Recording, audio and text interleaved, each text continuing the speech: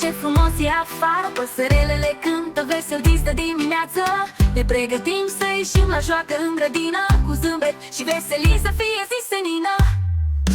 Bună dimineața, soare sus pe cer, hai copii să ne trezim, azi e plin de mister.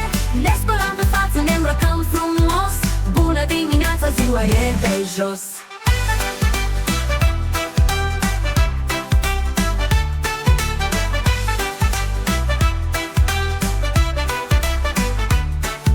Bună dimineața, ce frumos e afară, păsărelele cântă vesel dis de dimineață.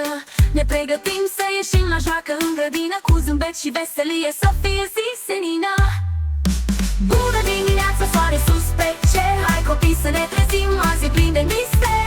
Ne spălăm pe față, ne îmbrăcăm frumos, bună dimineața, ziua e pe jos. Dul dejun e gata, lapte și cereale, mănânc repede că afară e o minune mare. Cățelul ne așteaptă gata de alergat, iar noi toți râdem plini de chef de stat.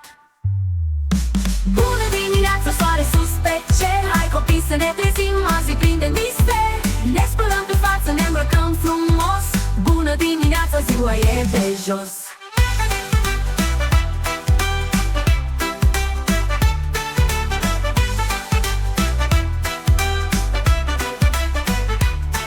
Jucăriile zâmbesc, ne așteaptă în șir, avem o zi întreagă să le jucăm din plin. Dansăm, cântăm și facem o piruetă, bună dimineața, ziua e perfectă.